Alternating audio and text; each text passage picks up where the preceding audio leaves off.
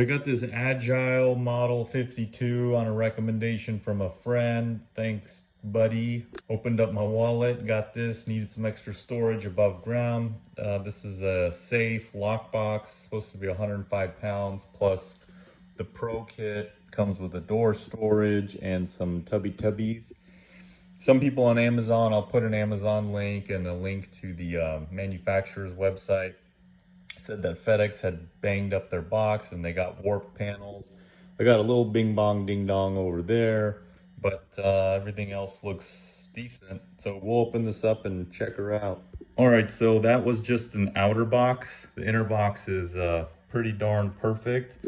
It had 2 straps, cut those. Cool thing about this safe lockbox is it comes modular panels, so you can break this down if you have to move. If you're gonna put it upstairs, it's a lot easier to move something like this than a whole big old honker.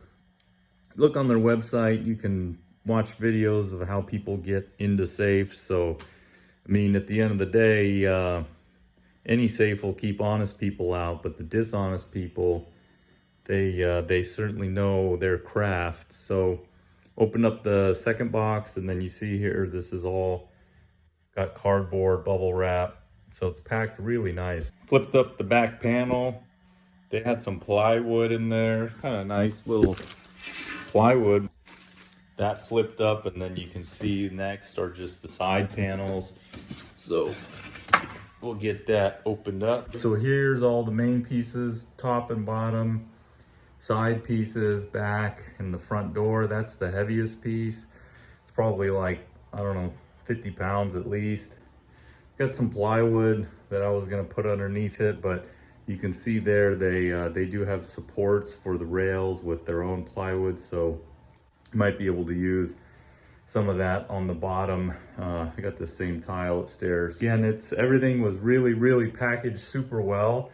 I'm very impressed with their packaging. They did a really excellent job. Here is the front key and door. There is a backup key that you can use if you take these 2 Phillips off. There's a keyhole in here if your battery dies, and there's the keypad. So to get the battery in, we got to flip this over and put a 9-volt in. All right, so you can see the battery box here. Flip that in. These are the interchangeable tops and bottoms. Pretty nice powder coating, and then they seated these threads into the metal. I read somewhere this is 14 gauge metal. I mean, if you're thinking you're gonna get something super duper thick, this is not it, but it's still pretty good. I mean, like I said, it'll keep honest people out. So you see here on each panel, they have these holes. So I'm just gonna use these 2 pieces of plywood and put some like maybe 1-inch screws just to keep the powder coating from getting chewed up and then from chewing up my tile. If you have wood or carpet underneath, you can just find a floor joist or go into your subfloor. You figure out what works best for you, but you can get some hardware to secure it. Ha ha ha, joke. The other thing you can do is on the side panel, there's gonna be holes too, so hopefully I can get it lined up with one of my studs, a stud. Switch this out, I have another piece of plywood I found, a solid piece, so I'm just gonna use this to mount the bottom. For anyone that wants to know, the bottom plate is about 20 inches wide by 15.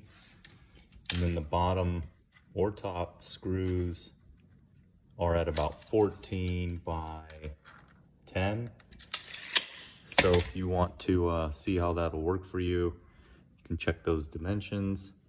I'm going to be using some 1-inch GRK screws with some washers.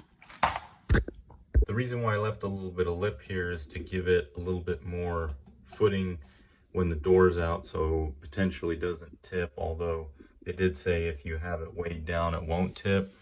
So I got this back panel put in, and then you screw it down with a hex nut, and then put the side panels in, put one screw in each center hole. First I put screws, another hole up there, that wasn't correct, so they set in the center, and then this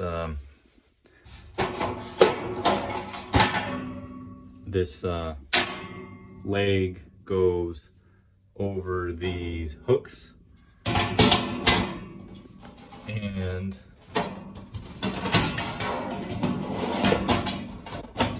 slides down onto one of these posts, and then you put a nut over it. So those are the side doors. Now you can see here there are holes in the back to screw into a wall. There's also this protector.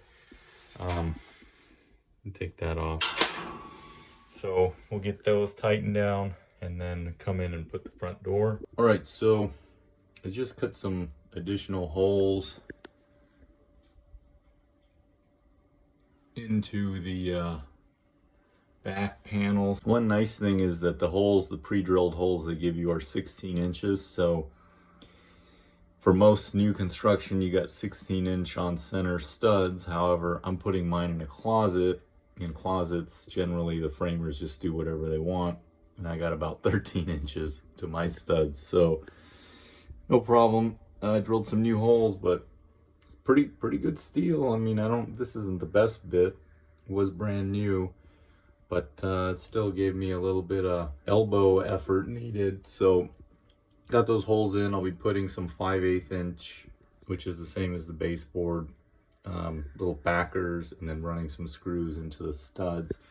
So next thing here, clean it out, get the front door on this stud here, and then we can work from there. Marked my studs in this closet with tape, and then found tape in the holes, and now I'm going to drill some pilot holes. Then I'm going to install these little plates, pieces of wood behind, just so there's tension. Well, finished everything up here. You can see my plywood base I got underneath it. I got it in this little closet here, and everything fit pretty good. I'm pretty happy with this. I have a Benelli M4 in here. It's a little bit tight up top. It's just touching, but you can see how those little retention works. You just put that on the back panel, and then it's got a little bungee to hold over the barrel.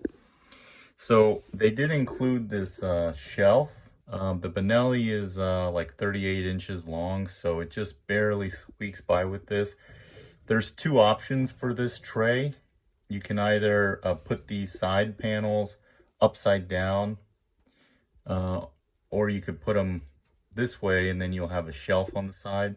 You can see my little piece of melamine that I taped on the back, and where I screwed into my studs.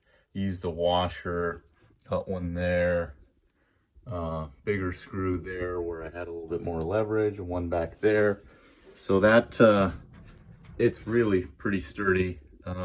You'd have to put a lot of force to get it out of the studs. The one problem I did notice was these back pegs. There's 4 of them where they sit into this back panel, were a little bit off. So what I did was I attached the left side, and then there's just a little Phillips head here. So I pushed it against it, and then I just slid this piece into those little hooks, and then I screwed it together. So that was no big deal. One thing to keep in mind is there's a little bit of storage underneath with something like this, which is why it's nice to have their accessory kit. But like this long metal tray that goes all the way across, it won't fit on the bottom, no big deal. And then all these little things, little trays come with it. And then you can see the door storage. It's got MOLLE, it's got little pouches. These are for handguns or whatever, and then more pouches. So this is a nice thing. It was a little wonky to get it in. It's got Velcro behind it to stick it to the door that you have to adhere, and then line up all these. There's like 8 screws. So overall, I think it's a pretty good option. Storage where you don't want something really heavy to have to move around. I mean, you got a lot of different modularity. You can put another one on top, a smaller one they sell on their website. You can bolt in to other ones or into a corner. A little bit difficult installing it in a closet. It's a little bit limited workspace, and keep in mind the door only opens from the right. So if the door opened from, well, if the hinge was on the left, then I wouldn't be able to get it into this space here. I'd have to move it to the other side or whatever. But yeah, just keep in mind it's a right side orientation for the hinge. And yeah, I mean, it's you order something like this, you think it's going to be flimsy or whatever, but again, it's just to keep out honest people. One other thing is this keypad seems to be pretty good, but I've had some experience with keypads before. If you're using this every day, a couple times a day, I've had these little plastic wear out after, I don't know, 5-10 years. They got a good warranty. I don't think that'll happen. You can try to mix up your combinations so you're not always hitting the same button every time, and no big deal there. But other than that, it's a good product. It's not a ton of storage. It certainly helps, and it also keeps access close to where you sleep. You could put documents, different things in here, no problem. They have a lot of different little accessories and options on their website. But anyways, I suggest you check them out if you're looking for some more storage. And if you guys have questions or anything else you want to know, just leave me a comment. Thank you everybody for watching. Please do subscribe to the channel and all of our current subscribers. Thank you everybody.